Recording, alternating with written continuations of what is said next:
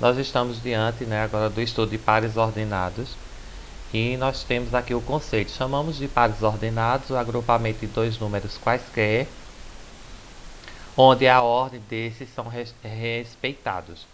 O número localizado à esquerda será chamado de eixo de x e os números situados à direita serão chamados de eixo de y. Esse grupo é representado por parênteses. Tá vendo? Aqui, olha. Veja que aqui os elementos de x encontram-se à direita. No caso, os nossos x aqui são 12 e 23, tá? E os elementos de y se encontram à esquerda, que no caso é o 6 e o 1. Tá vendo aqui? É chamado de par ordenado isso aqui porque vocês veem que tem dois parênteses e entre esses parênteses estão distribuídos dois números aqui, quaisquer, tá vendo? É chamado de x porque esse elemento de x vai ser colocado na reta de x, que é chamado de eixo das abscissas lá no plano cartesiano, como eu mostrei já isso. E é chamado de y esse número porque será colocado no eixo das ordenadas, na reta de y, a reta que é em pé, né, a reta vertical, que também está dentro do plano cartesiano, tá? Então, isso aqui seria o que nós chamamos de pares ordenados. São grupos de dois números, como vocês estão vendo aqui, representados por vírgulas, onde os números à direita são elementos de x e à esquerda são elementos de y.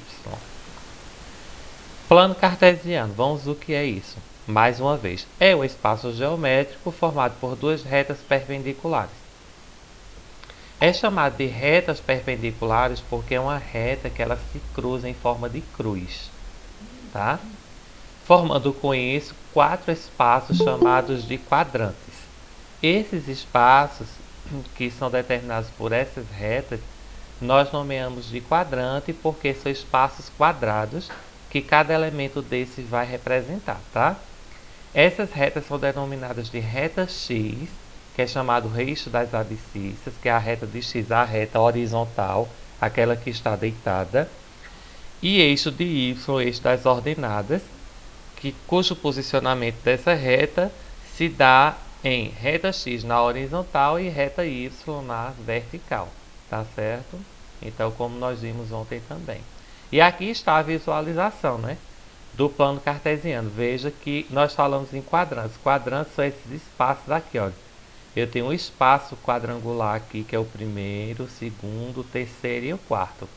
Quando essas retas se cruzam, formaram esses quatro quadrantes aqui, quatro espaços do tipo quadrangular. Essa reta aqui, que é a chamada reta de x, reta das abscissas, nela o aluno vai colocar os números da esquerda que representam os x. Para a direita, o aluno só pode colocar números aqui positivos e para a esquerda, números negativos. No y acontece da mesma forma, para cima números positivos, para baixo números negativos, tá? Mais uma vez nós temos aqui o plano cartesiano e suas posições, tá vendo? Ok, gente? Nós temos aqui alguns pontos que foram marcados aqui. Então, o ponto A, por exemplo, aí o aluno vai olhar para eixo de x, olha, o ponto A é quem? Primeiro x é quem? 1, veja que ele é positivo, que se liga a 1,5 que é em y, olha, porque ele é positivo, tá vendo? Então, esse pontinho aqui se ligou a esse e formou o ponto A. Viram? Aí, veja, o que a gente observa? Esses dois números aqui são o que? Positivos. Se eles são positivos, ele tem que estar localizado nessa área aqui. Porque vocês lembram que eu disse ontem na explicação que dois números positivos pertenciam ao primeiro quadrante, então o número aqui é positivo em x e positivo no y. Veja que aqui a gente percebe isso claramente. Já esse é negativo em x, então quer dizer que é aqui, ó. E positivo em y, então quer dizer que é aqui, ó.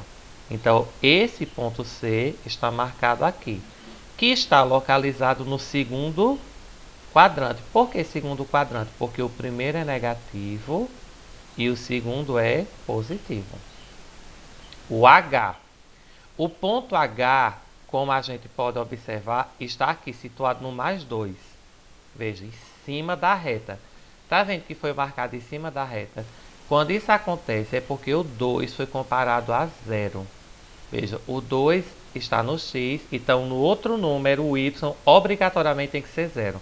Porque existe uma característica aqui que a gente percebe que quando o número está marcado em cima da reta, é porque ele é comparado a 0, certo?